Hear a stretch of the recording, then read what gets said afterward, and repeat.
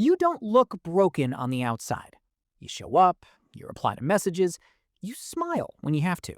But inside, your mind doesn't stop. It replays conversations, it rewrites moments, it creates problems that don't even exist yet. And the worst part, you don't even realize how much it's draining you. You just feel tired, not physically, mentally. Like your brain has been running a marathon with no finish line. If that feels familiar, there's a reason. Imagine this. It's late at night.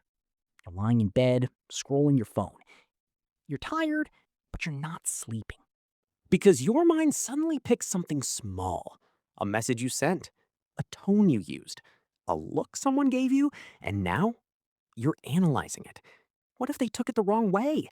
Should I have said something different? One thought becomes 10, and suddenly, something that lasted 5 seconds is controlling your entire night. That's not just thinking, that's overthinking. The first sign? You replay conversations in your head again and again. You go back to moments that already happened, as if you can change them. But you can't. So your mind keeps searching for a perfect version of something that no longer exists. And every replay drains you a little more. Pause for a second. How many conversations from today are still in your head? The second sign? Simple decisions feel heavy. What to say, what to choose, everything feels important. So you sit there thinking, what if this is wrong? And because you're trying to be perfect, you end up stuck. Overthinking doesn't help you choose better. It just makes choosing exhausting. The third sign? You assume the worst. A late reply feels like rejection.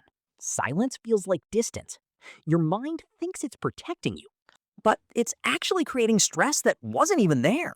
And slowly, you start reacting to things that only exist in your head. The fourth sign? You can't fully relax, even when everything is fine. Your body is resting, but your mind is not. It's thinking about tomorrow, about the past, about things that might never happen. And this is where the real exhaustion begins. The fifth sign, you overanalyze people. Their words, their actions, their silence. You try to read between the lines, but instead of clarity, you create confusion. You start seeing meanings that were never there. Pause again. How many times have you misunderstood someone just because your mind filled in the gaps? The sixth sign, you struggle to be present. You're there, but not really. You're with people, but thinking about something else. And when your attention is gone, even good moments feel incomplete. And the seventh sign, you feel mentally exhausted for no clear reason. You didn't do anything heavy, but your mind did. All day, thinking, analyzing, worrying. And by the end of it, you're drained. Here's the truth most people miss. Overthinking doesn't come from weakness. It comes from awareness. You notice things. You feel deeply. You care. That's not the problem. The problem is your mind doesn't know when to stop.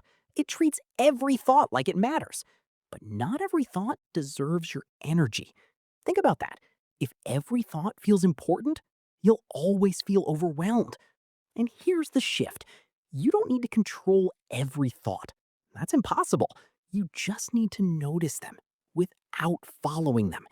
Let a thought come and let it go without turning it into a story. Imagine this. A thought appears. What if I mess that up?